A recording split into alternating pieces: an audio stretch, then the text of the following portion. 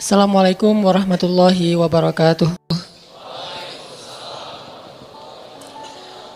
Innal hamdalillah nahmaduhu wa nasta'inuhu wa nastaghfiruh wa na'udzu billahi min syururi anfusina wa sayyiati a'malina.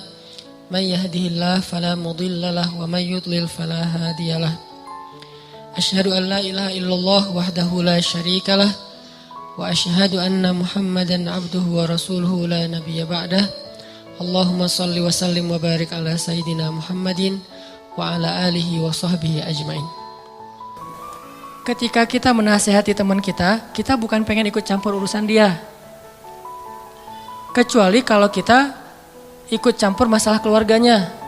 Tapi kalau masalah amal soleh, memang Allah yang nyuruh. Wa tawasau bil haq, wa tawasau bisab. Tinggal nasihatinya dengan cara yang baik. Bil hikmah, wal mau'izatil hasanah. Kalau dibantah, wajadilhum billatihi ahsan. Balas dengan cara yang lebih baik, senyumin aja. Salamun.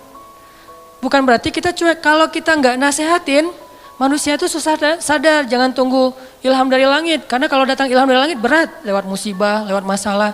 Mending dinasehatin teman kita. Jadi bukan urusan pribadi saya sama Tuhan saya. Persepsi. Tadi, kenapa belum berhijab? Yang penting menghijabi hati dulu. Daripada kepala dihijabi tapi hatinya dengki. Nggak ada yang menghijabi hati. Menghijabi hati itu gak bagus. Khatamallahu ala qulubihim. Allah menutup hati mereka. Siapa mereka? Orang yang kufur. Jadi yang harusnya menutup kepala membuka hati. Bukan menutup hati membuka kepala. Kebalik. Persepsi berpikir kan?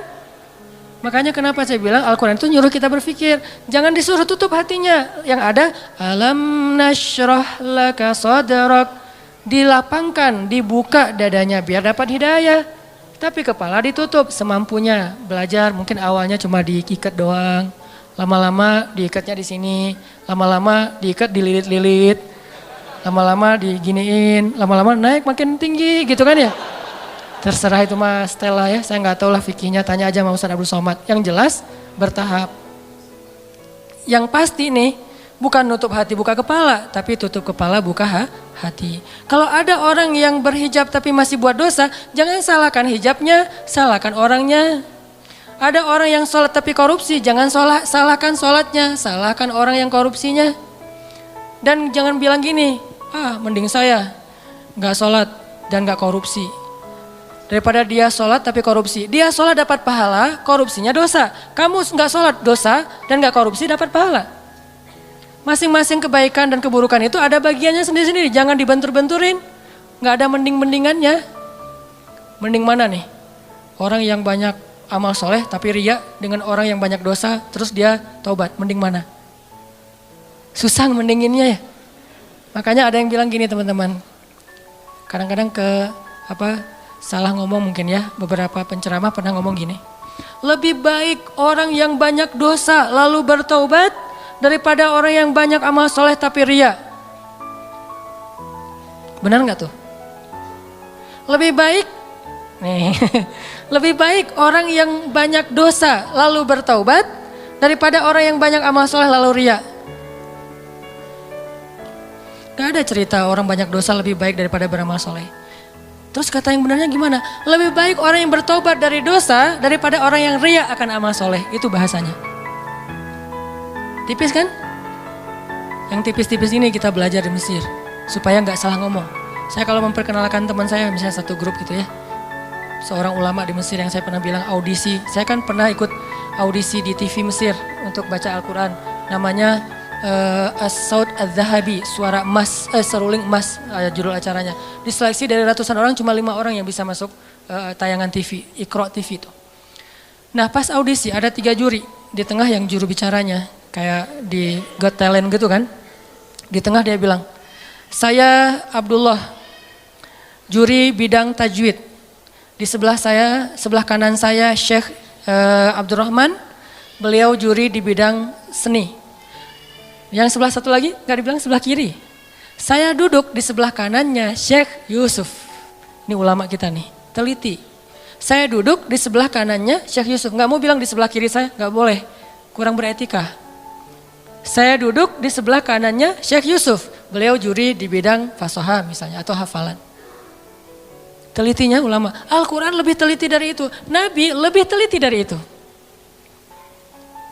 Makanya bahasanya bukan lebih baik orang yang berbuat dosa lalu bertaubat daripada orang yang beramal tapi riya. Enggak ada orang berbuat dosa lebih baik daripada orang beramal. Yang ada lebih baik orang yang bertaubat dari dosa. Kan taubat emang lebih baik dari riya kan? Lebih baik orang yang bertaubat dari dosa daripada orang yang riya akan amal-amalnya. Itu benar kalau kayak gitu teh. Supaya nggak jadi opini publik yang mengatakan, belum tentu dia lebih baik yang lagi buat dosa nih. Belum tentu dia yang lagi sholat nih. Belum tentu yang sholat yang ke masjid itu lebih baik. Bisa aja yang berbuat dosa lebih baik ntar dia masuk surga. Nggak ada orang berbuat dosa masuk surga. Yang ada orang habis berbuat dosa taubat, gara-gara taubat masuk surga. Tuh ada tuh. Katanya pelacur tapi masuk surga. Mana? Itu yang ngasih minum anjing, dia bukan pelacur. Dia udah bertaubat, jangan bilang lagi dia pezina, dia udah bertaubat, udah baik, udah soleha. Setelah dia bertaubat, saking dia serius bertaubat, dia gak ngeremehin amal soleh. Sampai anjing aja dikasih minum. Karena buat dia itu amal soleh, dia ngerasa selama ini saya kurang amal nih. Sekarang saya mau tamak nih. Mau rakus dengan amal soleh, apa aja saya lakuin. Termasuk ada anjing yang kehausan, saya kasih minum. Terserah berapa aja pahalanya. Gitu kan? Saking semangatnya nih, dan Allah tidak meremehkan amal hambanya. Seorang yang udah banyak dosa kalau bertobat, amalnya cuma sedikit, yaitu ngasih minum anjing bisa masuk surga. Itu pesannya kayak gitu tuh. Jadi kita habis tobat nih, belum amal soleh nih, masuk surga. Kalau udah tobat. Buktinya yang membunuh 100 orang, udah beramal soleh belum? Belum. Satu-satunya amal soleh dia apa? Taubat. Satu-satunya amal soleh dia adalah taubat, masuk surga. Jadi nggak ada cerita pembunuh masuk surga, pezina masuk surga, nggak ada. Yang ada orang yang bertobat dari membunuh masuk surga. Orang yang bertobat dari berzina masuk surga. Ini cara kita menilai Allah Subhanahu wa taala. Ini namanya persepsi akidah, bukan wawasan akidah. Mungkin di beberapa talim kita belajar wawasan akidah. Wawasan akidah itu uluhiyah, rububiyah, asma, sifat, itu wawasan akidah. Tapi kadang gak membentuk persepsi, walaupun itu juga penting. Cuman porsinya harus ditambah, membentuk persepsi kita tentang Allah. Udah selesai belum? Membangun emosional kita kepada Allah. Kalau akidah kita udah sampai membangun emosional, itu udah keren. Siapa yang terbangun emosionalnya? Rindu, malu. Nabi Ayub itu malu sama Allah. Sakit 10 tahun, gak pernah berdoa, ya Allah sembuhin dong, kan saya udah 10 tahun. Enggak, kenapa? Malu sama Allah. Kita boleh nggak minta doa sembuh? Boleh banget. Karena derajat iman kita kan nggak kayak Nabi Ayub. Lagian Nabi kan mengajarkan kita doa tentang sakit, ya Allahumma rabban nas dan seterusnya. Ditanya sama istri Nabi Ayub, ya Nabi Allah, kamu itu kan Nabi kekasih Allah, kalau kamu berdoa pasti Allah mengijabah. Kenapa nggak berdoa aja? Nabi Ayub tanya, istriku tercinta, berapa lama selama ini kita dapat nikmat dari Allah? Ya 17 tahun. Berapa lama sudah kita diuji oleh Allah? 10 tahun, malu saya sama Allah. Baru 10 tahun udah minta, 17 tahun Allah kasih nikmat, gak pernah ngomong-ngomong ke kita. Malu sama Allah, ini udah emosional. Pertama wawasan, kemudian pola pikir, kemudian emosional. Emosional ini bahasa lainnya adalah yakin, iman di hati. Ini puncak ilmu nih. Makanya kata Nabi apa? Ra'sul hikmah makhafatullah. Puncaknya ilmu ada rasa takut kepada Allah, emosional. Kalau ilmu kita baru sekedar wawasan, terus jadi bahan debat di komen-komen kita, itu baru tahapan pertama dari ilmu, belum sempurna itu. Dan biasanya orang kalau baru-baru puber keislaman, puber hadis sahih, emang kayak gitu. Semuanya dianggap palsu, padahal dia doang yang sahih gitu. Enggak lah, orang lain juga punya hadis yang sahih, cuman mungkin kita belum pernah baca hadis itu.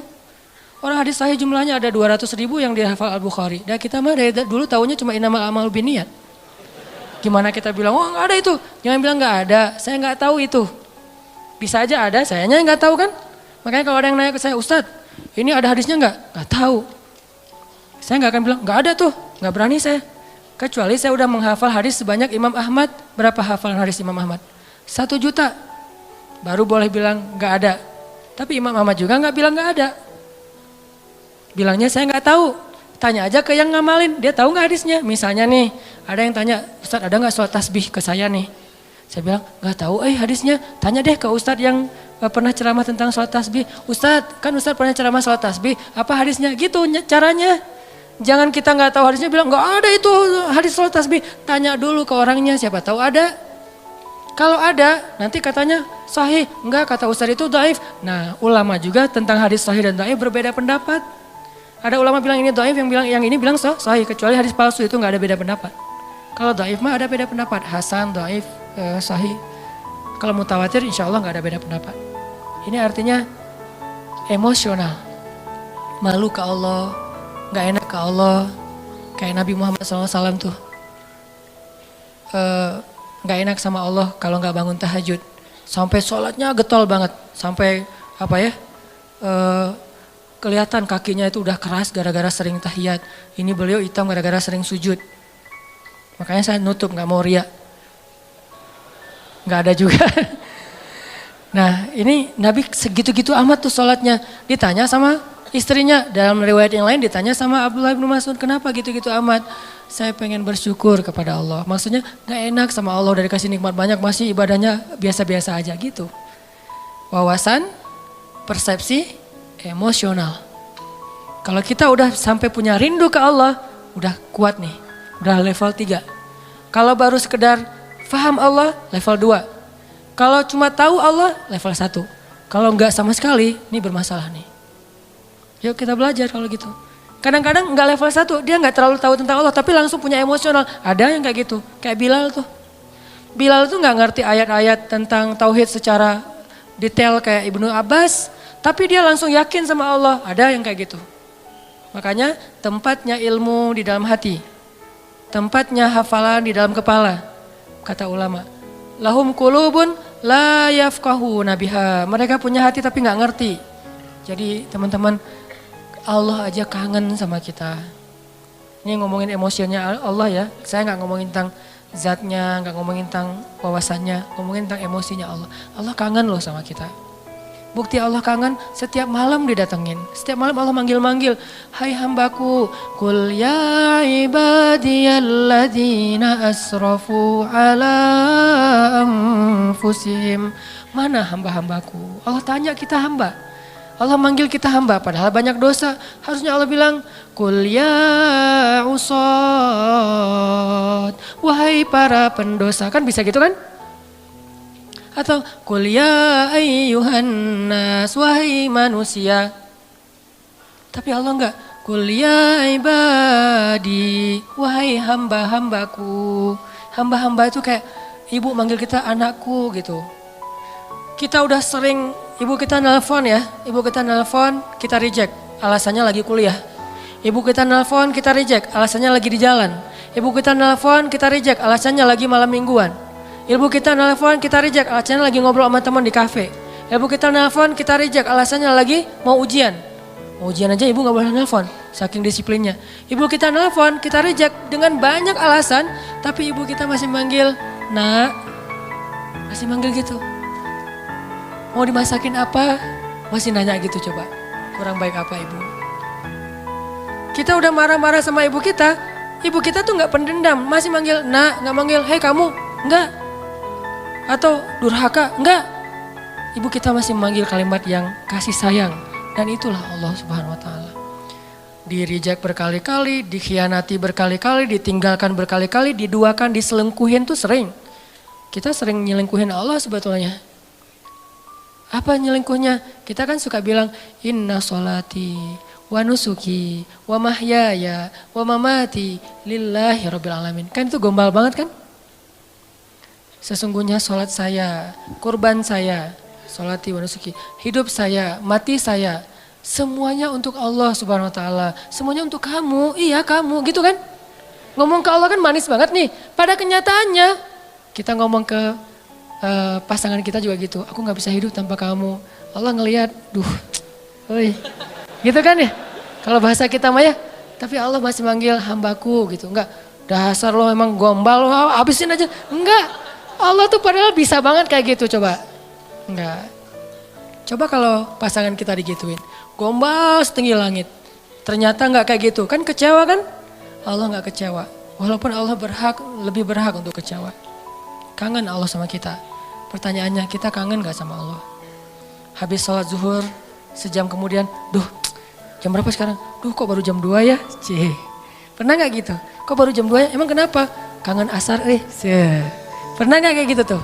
Kalau gak pernah, terlalu emang kita mah. Gak fair sama Allah. Kalau sama yang lain kan gitu. Sama dia coba. Baru aja semalaman nelfon dari jam 11 sampai subuh telepon. Duha telepon lagi. Padahal kan udah tidur. Karena semalaman gak tidur kan ya? Yang kok gak diangkat telepon aku? Kan tidur semalaman kamu ganggu gak bisa tidur. Ini kita ke manusia bisa gitu banget. Pengen ketemu sering, pengen nelpon sering, pengen di Skype, pengen video call gitu teh. Kenapa? Kangen. Ke Allah nggak gitu. Begitu habis sholat isya, langsung nyiapin baju di depan tempat tidur. Baju yang agak rapi, parfum, sarung, peci. Tergantung style ya. Ada yang modelnya gitu, ada yang modelnya jubah, sorban, ada yang modelnya flanel, jeans, pokoknya terserah deh mau gaya apa aja, yang penting baju kesukaan kita nih. Kita siapin di meja di dekat tempat tidur. Apaan sih itu? Ini baju untuk nanti malam having date. Untuk dating. Ke siapa? Ke Allah. Pernah gak kayak gitu? Saya juga belum. Ini lagi menasehati diri sendiri nih ya. Gak gitu-gitu amat. Kita bangun malam itu karena kaget sama suara klakson mungkin, atau suara anjing di depan rumah, atau suara siapa. Justru yang paling cepat bikin kita bangun tuh miss call dari dia karena ringtone-nya tuh beda. Berarti kan kita nyelingkuhin Allah kan. Kalau yang lain telepon biasanya kalau dia telepon tuh lagu Korea. Kalau udah keluar suara lagu Korea langsung melek. Langsung halo, tiba-tiba lembut. Nah biasanya ngomong sama temennya gak gitu. Halo, kenapa? Gitu coba ngomongnya. Giliran ke Allah gak gitu. Kan gak fair. Ini coba nanya ke diri kita masing-masing. Istafti qalbak, tanya hatimu, kata Nabi. Nabi itu kalau ke Allah tuh udah emosional, bukan lagi wawasan. Nah kita wawasan juga mungkin belum. Apalagi emosional, rasa nggak enak, rasa kangen. Siapin baju-bajunya. Pengen apa? Nanti malam pengen ketemu Allah. Kan Allah turun, lebih dekat tuh. Kalau waktu lain Allah nggak turun, lebih jauh. Walaupun jarak dekat dan jauh nggak ngaruh buat Allah, tapi ngaruh buat kita. Allah turun ke langit dunia, saya harus siap-siap nih, langsung nyiapin segala macam. Terus sebelum itu bilang, ya Allah jangan lupa telepon saya ya. Karena Allah manggilkannya banyak nih hamba-hambanya, kita pengen dikhususin. Ya Allah jangan lupa telepon saya, maksudnya apa? Allah nelpon kita tuh kemana? Ke hati kita, diketuk hati kita supaya bangun. Ya Allah please, nanti malam saya pengen ketemu Allah, jangan lewatin saya ya, yang lain-lain bangun saya enggak kan sedih banget. Gitu ngomong ke Allah mah. Ya Allah telepon saya, tidurlah waktu itu. Pasti ditelepon sama Allah. Jam 2 telepon, Allah kok kecepetan sih nelponnya? Enggak, saya berharap mas 3:30 ya Allah, udah dekat-dekat subuh gitu sekalian teh. Ya itulah kita lah, kalau ke Allah kecepetan lagi. Kalau kepada makhluk si dia tuh makin cepat makin bagus. Kok kamu telat banget sih nelpon aku? Kok kamu telat banget sih buka pintu? Kok kamu telat banget sih ngangkatnya? Padahal baru ringtone yang pertama udah diangkat tapi masih bilang telat. Ke Allah kok cepat banget sih dibanguninnya ya Allah, ntar lagi ya, tutup lagi, tidur. Mungkin Allah bukan gak bangunin. Sebetulnya Allah berhak untuk gak bangunin kita. Dibangunin gak mau, dia ke saya mah gak penting kata Allah teh. Bisa aja, enggak. Kenapa Allah gak membiarkan kita bangun? Allah kasihan sama kita. Oh dia capek nih. Ya udah deh, subuh aja dibangunin. Tapi kita udah digituin, ngerasa biasa aja. Akhirnya besok udah gak merasa butuh lagi sama Allah. Digoda oleh setan, disitulah setan masuk tuh.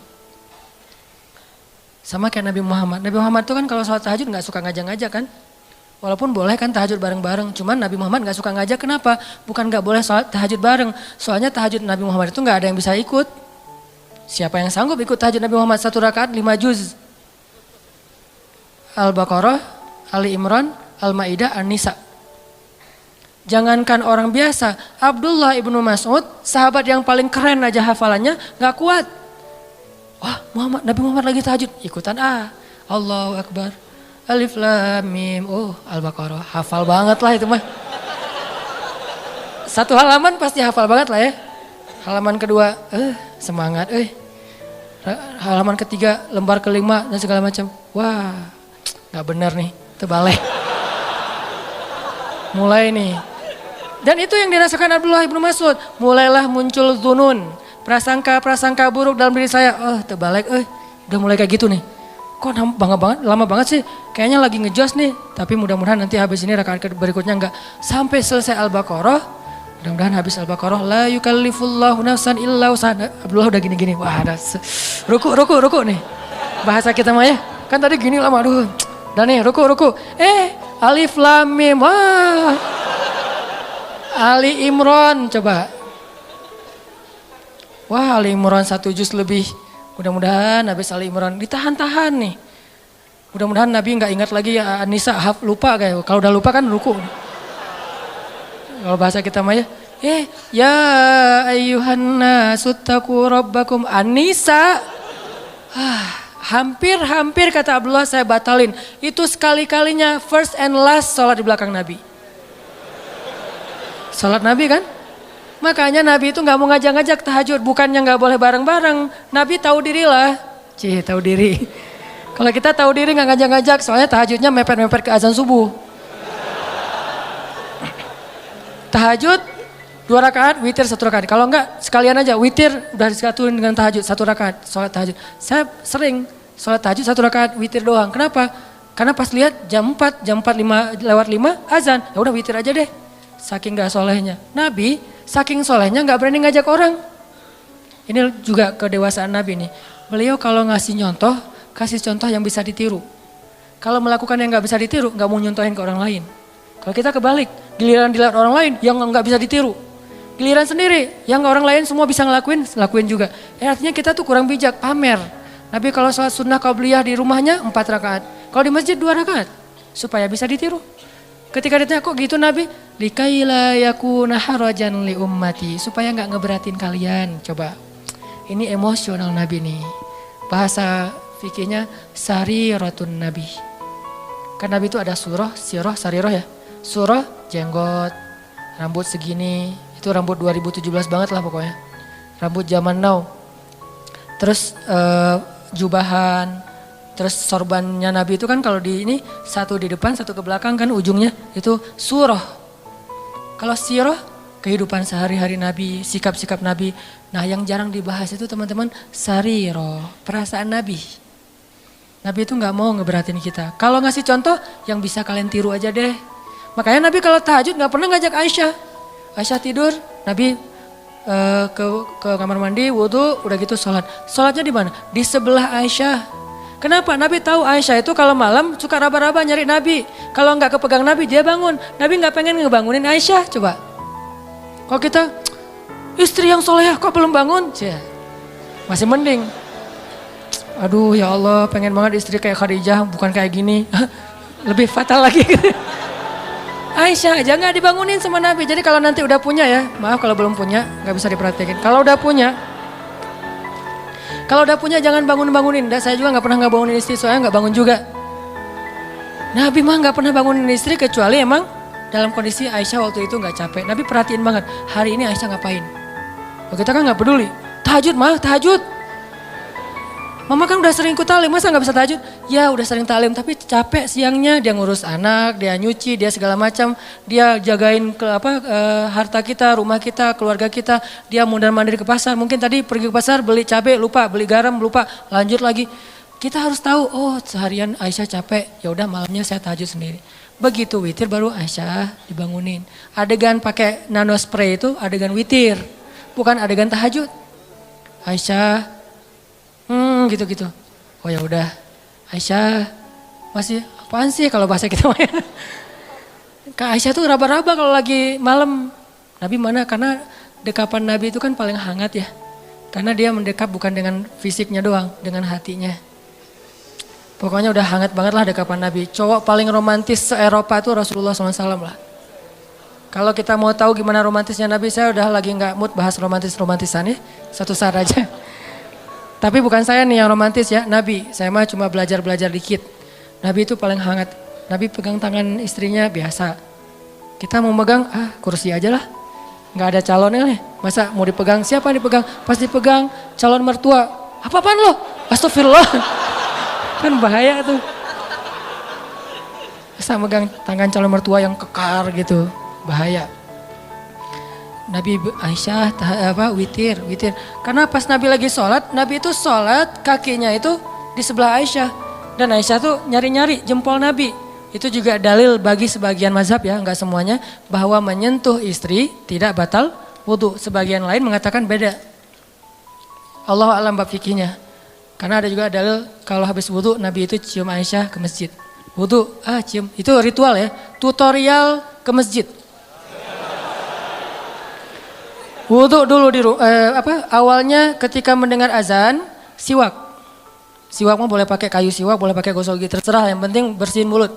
Siwak, udah gitu berwudhu, udah gitu pakai pakaian yang bagus, parfum, cium istri. Makanya nggak bisa ngamalin sunnah kalau belum susah. Banyak yang gak bisa diamalin. Garing kan? Parfum segala macam, langsung ke masjid, garing ah. Harusnya parfum, ada sesuatu. Jadi jangan ngelangkahin sunnah dong. Runtutannya harus serapi. Siwak, wudhu, pakai baju yang bagus, parfuman. Nah. Bagian apa? Terserah. Mau di pipi, mau di jidat. Ya itu aja lah 2. Pipi atau jidat udah. Dan kecupan itu penuh kasih sayang. Istri juga pasti gituin. Itu kayak mentransfer amal soleh ya. Mentransfer kebaikan. Istri langsung pasti gituin. Oh iya ya sholat. Jadi jangan bilang mah sholat. Enggak. Wudhu, parfum, cium. Oh tanda udah waktunya sholat. Kan keren banget ya alarmnya ya. Jangan pakai alarm mah sholat. Mah udah azan. Jangan. Enggak keren. Terlalu mainstream. Alarm sholat dari suami ke istri itu adalah kecupan. Kalau di kantor gimana Ustaz? Kirim aja emoticon kecupan. Jadi kalau udah jam 12 muncul tuh emoticon kecupan. Oh waktu sholat. Kan keren ya? Sunnah banget lah itu. Makanya ngelihat sunnah tuh dari angle kekinian. Biar lebih bisa praktekinnya agak-agak nyaman gitu. Ini ternyata, tadi ngomong kenapa jadi kesini? Susah dibendung Intinya mah, ada sariroh. Nabi itu perasaannya luar biasa. Makanya Nabi pas lagi sholat jempolnya di dekat Aisyah. Aisyah tidur kan, tidurnya mereka di bawah ya. Kayak orang Jepang gitu, nggak pakai spring bed segala macam. Di bawah tidurnya karena memang sederhana. Aisyah pas lagi tidur cari-cari jempol Nabi. Oh ada jempolnya, Nabi sholat. Kalau kita pas dijempolin gitu, sok-sok khusyuk gitu, nggak boleh disentuh makhluk. Ini saya lagi menghadap Allah, makhluk minggir. Allahu Akbar. Nggak gitu-gitu amat lah, sholat mah. Sholat juga tetap romantis. Sholat jempolnya dipegangin. Itu sholat romantis tuh teh.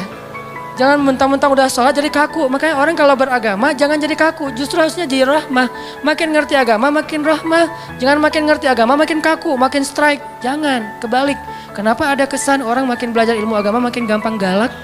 Berarti kita nggak belajar sarirah Nabi, perasaan Nabi. Cuman belajar siroh atau surah mungkin.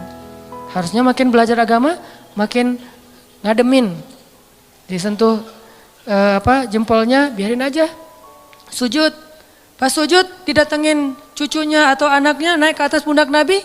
Nabi sujudnya dilama-lamain. Kenapa? Gak mau ganggu anak kecil yang lagi main di atas pundak beliau. Coba. Ternyata dalam ibadah juga ada akhlak. Jangan berpikir ketika beribadah akhlaknya dibuang. Enggak. Dalam ibadah aja pakai akhlak. Apakah kalau kayak gitu kita menduakan Allah? Enggak, Allah senang dengan hamba yang kayak gitu. Allah tuh enggak egois. Yang kalau menghadap Allah makhluk minggir, enggak. Dilama-lamain sama Nabi. Kenapa? Cucunya masih main atau anaknya masih main. Begitu anaknya turun baru Allahu Akbar. Sampai saking lamanya sahabat jadi nanya ke Nabi. Walaupun enggak ada yang noong gitu. Apaan sih Nabi? Enggak. Kan kadang kalau kita mah kelamaan jangan-jangan imamnya meninggal nih. Enggak. Kan ada yang meninggalnya husnul khotimah gitu kan. Lagi sholat husnul khotimah meninggal. Ini imam soleh banget sih meninggal lagi sholat. Ini gimana dengan kita nih? Enggak. Mereka husnuzon. Cuman agak penasaran kepo gitu. Kenapa Nabi sholatnya lama banget ya sujudnya. Pas sudah selesai sholat nanya. Ya Rasulullah kenapa lama banget sujudnya. Tadi anak-anak saya itu naik ke atas. Cucu saya itu naik ke atas pundak. Dan saya tidak ingin mengganggu mereka. Kita begitu anak naik ke atas pundak. Ya Allah ujian nih makhluk nih. Mana akhlak? Jangan gitu sama anak-anak kita, biarin aja. Terus gimana dengan makmum Ustadz? Makmumnya kan istri kita sendiri. Makanya kalau makmum ngelihat kayak gitu anaknya biarin aja. Di situ kita belajar sujud yang lama. Naik, kalau nggak turun-turun juga Ustadz, ya udah kalau yang ternyata harus bangkit juga, bangkit pelan-pelan. Bukan bangkitnya sampai terbang. Terbang ke pintu gitu. Wah, kekerasan anak ya, ini bisa dilaporin nanti. Makanya Nabi pelan bangkit. Lagi sujud kan suka-suka kadang-kadang ada yang model mazhabnya tuh ininya gini kan ya. Karena Istri saya ada yang tahiyatnya gini, ada yang gini. Maaf, tahiyat aja pokoknya lah. Yang gini nih, kalau dia lagi sholat tahiyat, dia gini, anak saya pasti nangkep tuh. Pas ngelihat ibunya gini, dipegangin sama anak saya. Takut lepas kali ya, ini pegangin. Nih alhamdulillah ya, mazhab kita macam-macam. Kalau saya mah tergantung. Kalau lagi gini-gini, kalau lagi kan tahu fikih ya, bukan karena ikut istri, tahu fikih. Yang ibunya kayak gini, tangkap sama anak kita. Mah, kenapa sih sholatnya kayak gitu banget? Apa nggak pegal apa? Diajarin. Kalau yang satu diam aja gini, santai. Jadi ada yang enjoy, ada yang maksimal. Tergantung mazhab. Buat saya semua mazhab selama ahlus sunnah wal jamaah respect. Gak boleh menjudge, respect each other. Mau NU mau Muhammadiyah terserah lah. Orang mertua saya ada yang NU, ayah saya Muhammadiyah, saya galau gitu. Mau yang mana nih? Ya udah deh, kalau ke Jawa Timur NU, kalau ke sana Muhammadiyah, di sana ikut tahlilan, kalau di sini nggak pakai tahlilan, menghormati. Lagian bukan bab yang usul. Ternyata Nabi pernah sholat, lagi sholat, terus ada anak kecil nangis di belakang, langsung buru-buru sholatnya. Bayangin, sholat ikut kondisi manusia. Ada anak kecil nangis di shaf ibu-ibu, Nabi sholatnya lebih cepat dari biasanya. Saking cepatnya, sahabat nanya. Karena kalau nggak mengherankan, sahabat nggak akan nanya. Ya Rasul, kenapa kok buru-buru? Apa yang terjadi? Kata Nabi, lagi sholat, tadi aku pengen baca ayat yang agak panjang. Tapi mendengar anak kecil nangis, aku khawatir merepotkan ibunya, makanya dipercepat. Lihat akhlak, sarirah Nabi, perasaan nggak enak Nabi itu tinggi loh. Kita kadang-kadang nggak peduli perasaan orang lain, asal ngomong aja. Modalnya cuma satu, balighu anni walau ayah, sampaikan dariku walaupun cuma satu ayat. Itu cuma satu hadis, masih banyak hadis yang lain suruh jaga perasaan. Emosional, kangen gak sama Allah, kangen gak sama Nabi, dan Nabi juga kangen sama kita. Kalau belum kangen, kita harus banyak istighfar, minta sama Allah, ya Allah bikin saya kangen dong. Karena kangen sama Allah tuh pasti indah banget. Sama kayak kita kangen dengan orang tua tuh indah banget. Saya selama di Mesir itu kangen sama orang tua, pengen pulang gak punya duit. Ada duit sekali, boros, habis mau pulang. Pas mau pulang itu pas habis duit biasanya. Kalau lagi banyak duit gak pengen pulang. Kan masalah kita gitu kan ya. Ke Allah juga gitu kan. Kalau lagi banyak masalah baru kangen sama Allah. Kalau lagi gak banyak masalah gak kangen sama Allah. Gitu juga ke orang tua. Giliran banyak masalah saya kangen ibu. Sama kayak sekarang kalau lagi ada masalah saya suka bilang, Mak, kangen sama emak. Pengen pulang ke Aceh. Kenapa? Lagi banyak masalah. Tapi kalau gak lagi banyak masalah gak kangen. Ini manusiawi banget nih. Makanya coba belajar kangen sama Allah. Kalau udah dapat kangen indah banget tuh. Kalau kangen kepada manusia kadang-kadang agak emang ngeganggu sih. Apalagi kalau LDRan kan ganggu banget ya. Tapi kalau kangen sama Allah gimana pun LDRan kan Allah dengan kita kan LDRan nih. Jauh di langit sama di bumi. Tapi Allah bisa datang di detik itu juga. Inni qarib. Caranya gimana? Telepon aja. Wa idza sa'alaka ibadi anni langsung inni qarib. Seolah-olah Allah ngomong gini, kan kita tuh jauhan ya hambaku, tapi kalau kamu telepon aku langsung datang seketika itu juga. Gitu maksudnya. Wa idza sa'alaka ibadi anni fa inni qarib, itu maksudnya apa? Wahai hambaku, jarak kita emang jauh, kamu di bumi, aku di langit. Tapi kalau kamu telepon aku nih, nanya tentang aku langsung ada di dekat kamu. Allah langsung pulang dalam bahasa kita. Yuk kita belajar kangen sama Allah. Kadang-kadang kangennya harus dipaksain dulu, nggak natural. Kayak tadi nyiapin baju-baju tahajud, nyiapin OOTD buat duha gitu ya. Agak-agak dipaksain awalnya, nggak apa-apa biarin aja. Lama-lama nanti muncul. Nggak bisa natural banget, harus ada semacam settingan dulu di awalnya. Sama-sama kita belajar, banyak hal yang malam ini kita bisa petik hikmahnya. Termasuk tadi sariratun Nabi, termasuk tadi nikmat Allah yang kita nggak tahu, padahal banyak ya. Mudah-mudahan semua ini jadi kebaikan dalam kehidupan kita sehari-hari.